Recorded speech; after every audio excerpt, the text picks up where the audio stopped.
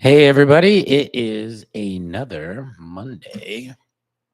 I'm Dr. Sean Tassone, America's Holistic Gynecologist, purveyor of the information that you need on women's health hormones, pretty much any topic in women's health and hormones that you'd want to talk about. My book, The Hormone Balance Bible, is 500 pages about hormones, lab testing, the information that you need to make decisions for yourself, how to advocate for yourself. It also talks about the top 12 hormone imbalances for women. And in those top 12 hormone imbalances, there's a 6-step process that I call the Shines Protocol: spiritual practices, hormones, energetic information, nutrition, exercise, and proper supplementation for those top 12 hormone imbalances. So I just like to come on every once in a while and I'll kind of just talk about a topic, but I would like to have some Q&A, maybe get some discussion going about topics that you want to know the answers to. Estrogen, progesterone, testosterone, thyroid, autoimmune disease, endometriosis, fibroids, adenomyosis, pelvic pain, ovarian cysts, whatever it is that you would like to talk about, I would like to try and give you some answers. I can't give you personalized medical advice, but I can give you maybe some generalized information on topics, kind of guide you in the right direction. I have a podcast called The Confessions of a Male Gynecologist. Got about almost 100 episodes, just tons and tons of more information that you probably could ever want. What about HRT when it comes to having a total hysterectomy, including ovaries removed? Shouldn't I start? Oh, so she said uterus, tubes, cervix, and ovaries. Now, let's break down, first of all, that question, a total hysterectomy. When you say that to a physician, what we think of as a total hysterectomy is uterus, cervix, and tubes. We call that a total hysterectomy. When you talk about the ovaries being removed, that's a separate procedure called a bilateral oophorectomy. Oophorectomy is ovaries. So, but in lay terms, a total hysterectomy, as in her case, she meant removing the ovaries as well. So, if you are premenopausal and you have your ovaries removed at the time of a hysterectomy, then you immediately go into what's called surgical menopause, as opposed to medical menopause, which is what you go into on your own at a natural age, average age being 51. So, when you go into surgical menopause, depending on your age, yeah, you probably do need hormones. And unfortunately, most doctors won't test your hormones. They'll just put you on estrogen and they'll tell you. And I did an Instagram on this 2 days ago. They will tell you that you don't need progesterone when you've had a hysterectomy because you don't have a uterus to protect against uterine cancer. And while that's true, you don't need it to prevent cancer. You might want progesterone to help with anxiety, insomnia, irritability, edginess during the daytime. Estrogen obviously is going to help with hot flashes, vaginal dryness, osteoporosis, cardiovascular changes, helps with all kinds of things. So you may want to go on estrogen and progesterone replacement, especially if you're in your 40s or 30s, because you normally have those hormones in your body and you're going to want those. If you're in your 50s and you're already in menopause and you have your ovaries removed, you're not going to notice any substantial hormonal shifts, but you may still want to be on hormones. So that's the answer. Yeah, you probably do want to go on hormones. There is no low dose or high dose. You should just go on a standardized dose and see if that helps you with your symptoms. So yeah, I mean, if you were probably already in menopause when you had the hysterectomy. So whether or not you go on hormones is obviously a personal choice. There is no right or wrong way to do menopause. There are no personal numbers that you need to shoot for. The only real number that you probably should look at in hormone replacement is we do want the estrogen or above 60. We have seen that in studies the estrogen levels above 60 helps to prevent osteoporosis. So that's really the main number. There are no optimal levels. I did an Instagram reel on this today. The concept of optimal is made up by functional medicine people to make you believe that there is something magical that they know that every other doctor in America doesn't know. The reality is there's no optimal level. The optimal level for you is where you feel the best. So I would call it more of a personalized number, not an optimal number. And so when people call me, like I had a lady call me today on the phone, and she's in her 60s and she's wanting the hormones of when she was in the 20s. Well, first of all, you're not in your 20s, you're in your 60s. So you don't necessarily need the same hormone levels. And secondarily, you don't have numbers from your 20s to show me where I could shoot for. Third, it's a range. The range doesn't change based on your age. It's the same range. So there's no optimal based on age. And if anybody tells you that, they're blowing smoke up your butt. Anytime any provider tells you or says to you that they know something that the medical establishment doesn't know, they're full of crap. That's not a thing. That's a marketing technique that they use. And so please remember that. Joylux Fit Device. Do we really? I can't read. I don't have my glasses. Hang on. I do have my glasses. Joylux. I believe that's one of those devices that you put in the vagina at home. Do you really need it? No, you don't. It's basically a scam. It's an expensive device. All those treatments in office, like the injectable, the O shots, the Mona Lisa Touch, it's all garbage. Mona Lisa Touch might help a little bit with some vaginal lubrication for women that are suffering that maybe can't use estrogen because they've had breast cancer. Maybe Mona Lisa is a good option for those people. But again, these devices, these injectable things like that, they all aren't necessarily regulated by the FDA. And so they can say whatever they want. By the time you figure it out, you've already spent like $3,000. So, and they'll always give you the proviso that, it might not work. And so you can't really get your money back. But the reality is, in most cases, those devices are trash compared to just getting your hormones at a level where you feel comfortable, where you have good lubrication, where you have good vaginal mucosa, that you don't have the pain with intercourse and the dryness and things like that. So I personally wouldn't submit to the marketing on those devices. I don't think they live up to the billing. Any other questions? I'm here for Q&A. Otherwise, I'm just going to talk. And then I get on my soapbox and I make people mad. So, so if you keep me answering questions, then I won't probably make anybody angry. Seems like when I talk about, especially cycling progesterone, I make at least one or two people mad. And sometimes with pellets, because there's the testosterone junkies out there that want their pellets and they hate the fact that I'm out there saying bad things about them and that they're dangerous and that you shouldn't use them. But hey, so is life. Will you be getting licensed in North Dakota? Let me check. There is a state licensure compact called the IMLCC. The IMLCC is about, I want to say 35 to 40 states. And they've agreed as states that if you are licensed in one state, then you can just get a license in the other state. North Dakota and South Dakota are part of the licensure, which means I can do it. I just need usually a critical mass of patients from that state to be asking me, hey, we really want to see you. Because sometimes it costs, $1,000 or so to get licensed in that state. And I don't want to put the money out there if it's like one or two people. So the more that people ask about North Dakota, yes, I will go to North Dakota, and it should be easy enough for me to do. Right now, I'm waiting for Pennsylvania to come through because I've been getting tons of people that want me to be in Pennsylvania. If you go to my Instagram page, Sean Tassone MD, I'm licensed in about 36 states. I have the states on there on the second pinned post. Would a combi patch of estradiol and progesterone be a good idea? So combi patch is estradiol, but it's not progesterone. It's a progestin, which is a fake progesterone that I personally don't use. Progestins, like what's in the combi patch, are synthetic. They don't have the same benefits, in my opinion, and they do potentially raise the risks of breast cancer. So personally, I wouldn't use Combi Patch.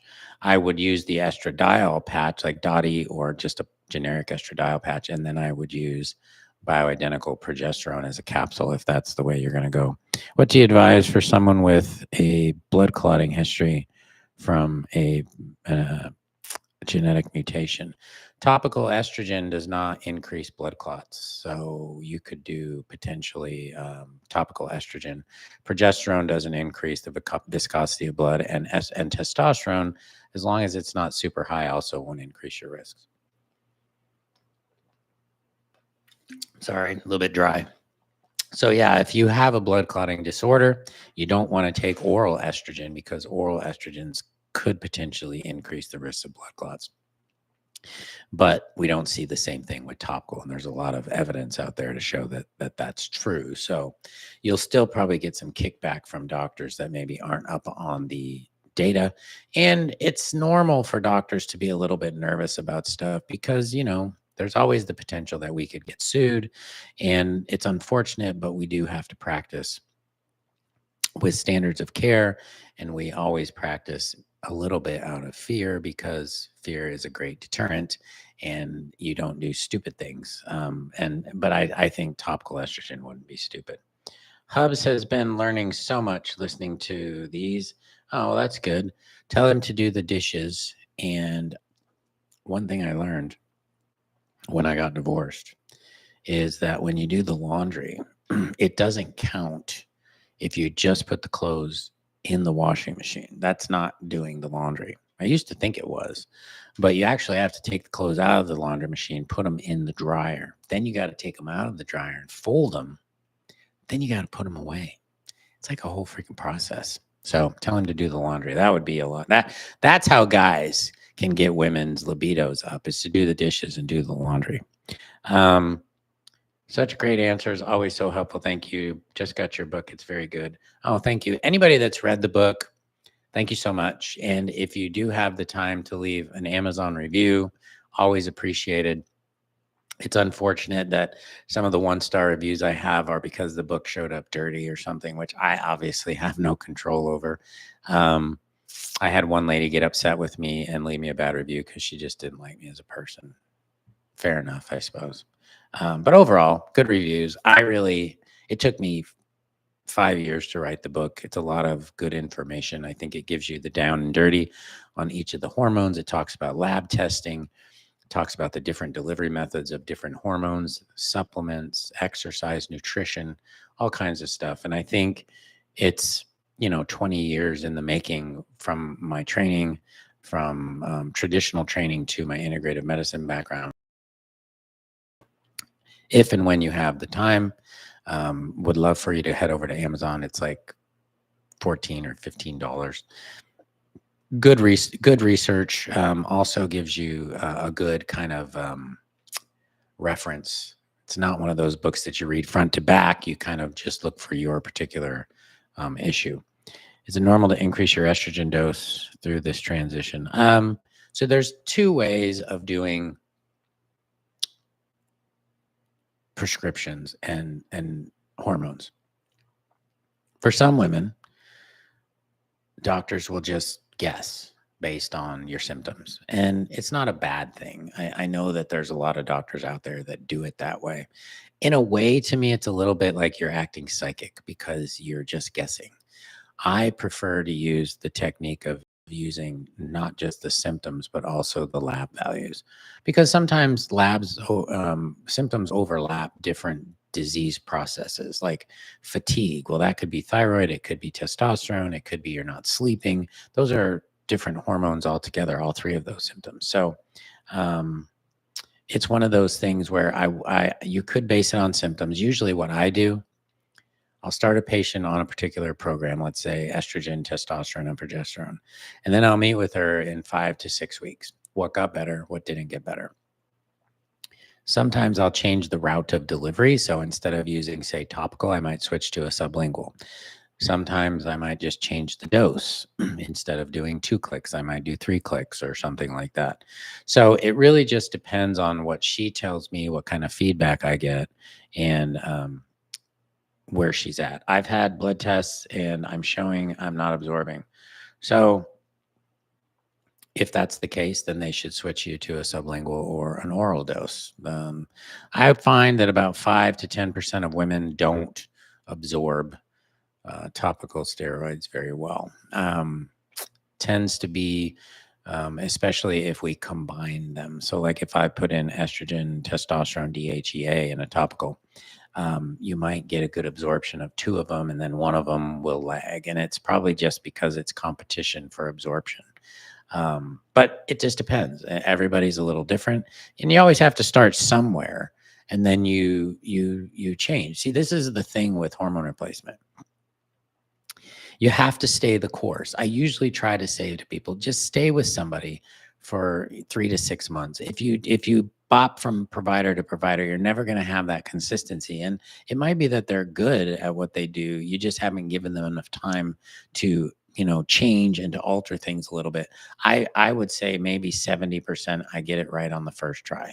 And then you have to keep trying. And then probably 15% of those people, I'll get it right on the second try.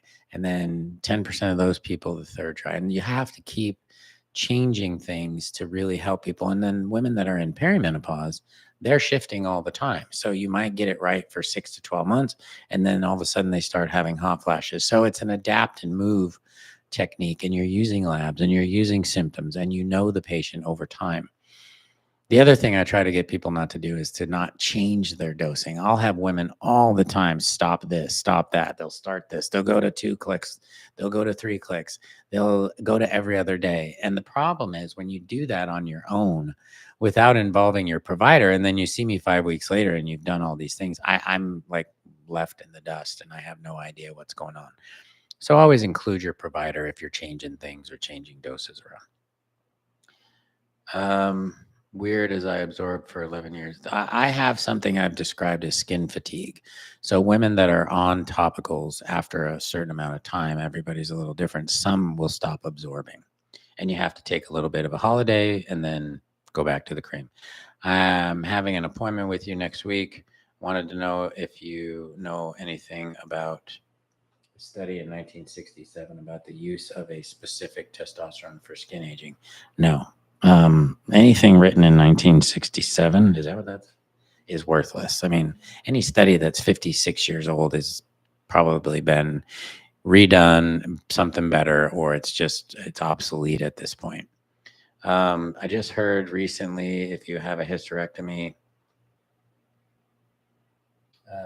to lay in an L-shaped position afterwards. First of all, no doctor told you that. That's probably some armchair quarterback and some Facebook page. That's absolutely ridiculous and completely untrue. Can sublingual estrogen increase clots? It's a good question. Obviously, if it's sublingual, you're going to swallow some of it. No study's been done on it.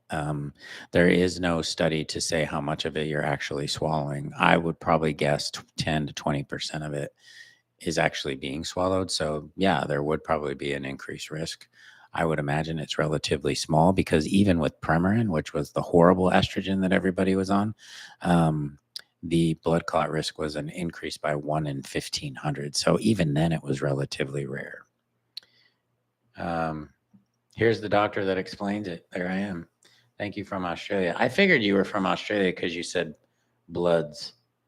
We say blood, or we say lab tests. You guys say bloods. I have a friend from Australia and she's always calling it bloods. So I find that interesting that we say things differently, but it's cool. So any more questions? We've gone 18 and a half minutes, which is a lot longer than I usually go. Thanks for all the good questions. Also, if you follow me on Instagram, SeanTassoneMD, every Saturday I do a Q&A. I answer 50 or 60 questions. So it's not a medical advice, but I kind of do something similar where I'll answer questions in the Insta stories. And I think this Saturday I did about 60 responses. So it's a good way to get more information. I also do a reel every morning and post something every afternoon. Yes, I am single. Oh, I'm hot. Well, if I can do an Instagram, if I can do a YouTube live and just have one person tell me I'm hot, I think that pretty much is, hey, I'm taking it. Thank you so much. I really I appreciate that. That's not why I'm doing this, but hey, I'll take it. Yeah, you get abused a lot on Instagram, and I always have these trolls that come at me. So hey, nice things are always welcome. Thank you. Questions prior to that one. Is it okay to spit out excess sublingual after 10 or 15 minutes? Well, it should dissolve faster than that. If the trochee's not dissolving that quickly, you need to probably talk to the pharmacy and find out why. Pharmacy I use here in Austin, they make a rapid dissolve tablet that dissolves in like 3 minutes. There's absolutely no reason why it should be still in your mouth in 10 or 15 minutes. And if that's the case, then call that pharmacy and figure out why, or call your doctor. Because I've never heard that before. You shouldn't have to spit something out. It should be gone by then. So something's not right. Anything else? We're pushing 20 minutes. Remember, Hormone Balance Bible, Amazon, Confessions of a Male Gynecologist on Apple Podcasts and Spotify, everywhere else. And then you can find me on Instagram. I'm on there every day. How long to hold after dissolving? Well, after it's dissolved, it's dissolved. You don't have to hold anything. It's gone. So you don't have to hold your spit. Like I said, you're going to swallow some of it regardless, but I probably wouldn't spit it out. I wouldn't recommend that to one of my patients because there might be some estrogen still in there, or whatever else is in your trochee would still be in there. So yeah, symptoms go away all the time. If they're not going away, then you don't have the right dose, you're not seeing the right person, or you're missing something. Because yeah, symptoms should go away. You shouldn't be suffering. It'd be like if you have a headache, you take 2 Motrin or 3 Motrin, the headache should go away. If it doesn't go away and it's persistent, then there might be something else going on, right? So thank you for taking the time to answer questions. We all appreciate it. Oh, you're very welcome. Thank you very much. I'll end it here, and I will be back tomorrow around the same time. Thank you so much. I will see you on the other side.